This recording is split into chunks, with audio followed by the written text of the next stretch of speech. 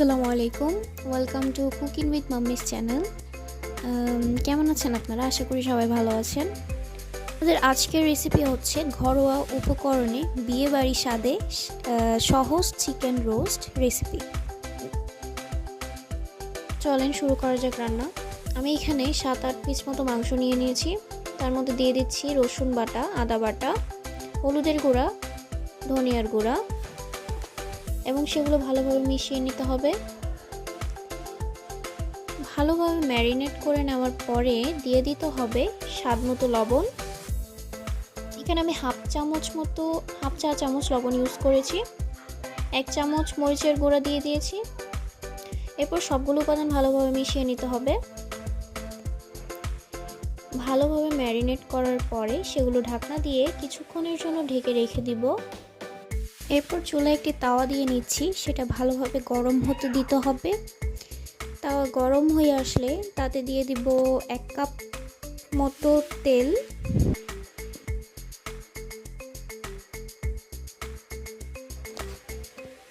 তেলগুলো ভালোভাবে গরম করে নিতে হবে। তেল গরম হয়ে আসলে দিয়ে দিব ম্যারিনেট করা মাংসগুলো।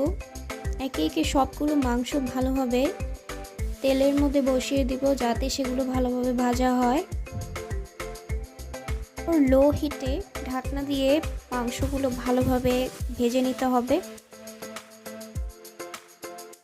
মাংসের এক পাশ ভাজা হয়ে আসলে উল্টে দিতে হবে যাতে আরেক পাশ ভালোভাবে ভাজা হয়ে যায়। এরপর একটু নেড়ে চেড়ে আবার ঢাকনা দিয়ে ঢেকে দিতে হবে।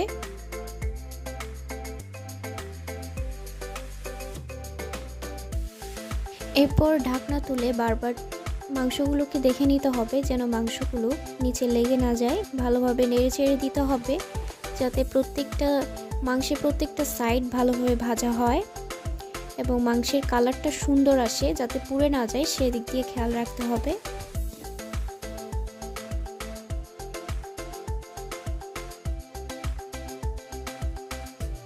মাংসের কালার যদি এরকম হয়ে আসে, অর্থাৎ লালচে কালার হয়ে আসে, তাহলে বুঝে নিতে হবে মাংসের ভাজাটা কমপ্লিট এবং সেগুলো তুলে নিতে হবে।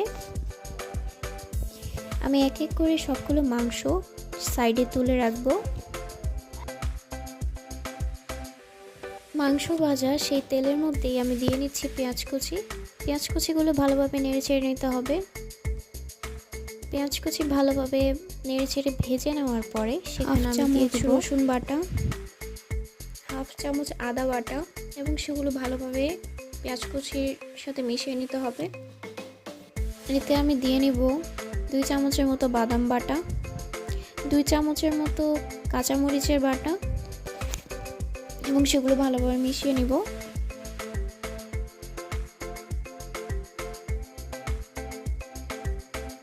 এখন এতে দিয়ে নিব 2 চামচের মতো মরিচের গুঁড়ো, হাফ চামচের মতো হলুদের গুঁড়ো, হাফ চামচের মতো ধনিয়ার গুঁড়ো এবং সেগুলো আবার ভালোভাবে মিশিয়ে নিতে হবে। নেড়ে চেড়ে মশলাগুলোকে কষানোর জন্য কিছুক্ষণ ঢাকনা দিয়ে ঢেকে দিব। এখন আমি এতে দিয়ে নিব 2টার মতো পেঁয়াজের বাটা। আপনারা চাইলে আরও বেশি ব্যবহার করতে পারেন, আমি সেখানে শুধু 2টাই ব্যবহার করেছি। এখন এতে অ্যাড করব 1 চামচ গরম মশলা। এবার গরম মশলার সাথে সেগুলো মিশিয়ে নেওয়ার পরে কিছুক্ষণের জন্য জাল করে নেব মশলাগুলো। জাল করা শেষে সে ভেজে রাখা মাংসগুলো দিয়ে দিব। এরপর ভালোভাবে নেড়ে ছেড়ে মশলাগুলোর সাথে মাংসগুলো ভালোভাবে মিশিয়ে নিতে হবে যাতে মশলাগুলো মাংসের সাথে ভালোভাবে লেগে যায়। এতে করে রেসিপির স্বাদটা ভালো আসবে। এরপর আমি এখানে পানির পরিবর্তে হাফ কাপ দুধ ব্যবহার করেছি, আপনারা চাইলে পানিও ব্যবহার করতে পারেন। এরপর সেগুলো আমি ভালোভাবে ঢেকে দিব কিছুক্ষণের জন্য।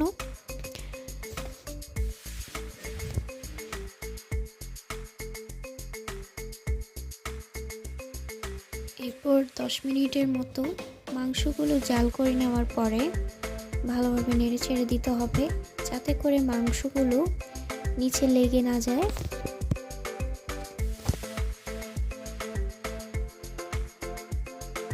এরপর দিয়ে নেব স্বাদ মতো লবণ।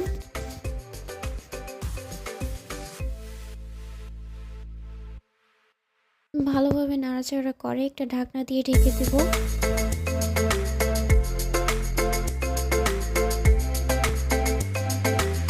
প্রায় 5 মিনিটের মতো জাল করার পরে টক দই দিয়ে নিব। আমি এখানে 3 চামচের মতো টক দই ব্যবহার করেছি। আপনারা চাইলে একটু কম অথবা একটু বেশিও ব্যবহার করতে পারেন আপনাদের স্বাদ মতো। রান্না প্রায় শেষ। এভাবে নেড়ে চেড়ে কিছুক্ষণের জন্য রেখে এরপর ধনিয়ার পাতা ছিটিয়ে দিতে হবে। ধনিয়ার পাতা ছেটানোর পরে আবার কিছুক্ষণের জন্য ঢাকনা দিয়ে ঢেকে দিব। পরিবেশনের জন্য মরিচও দিতে পারেন।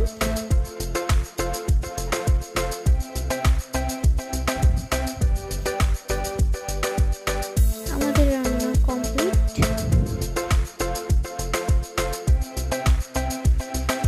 দেখুন লুকটা জাস্ট একবার দেখুন কি সুন্দর এসেছে। কালারটাও মাশাআল্লাহ অনেক সুন্দর এসেছে। আপনারা বাসায় অবশ্যই একবার হলেও রেসিপিটা ট্রাই করবেন এবং জানাবেন কীরকম লেগেছে।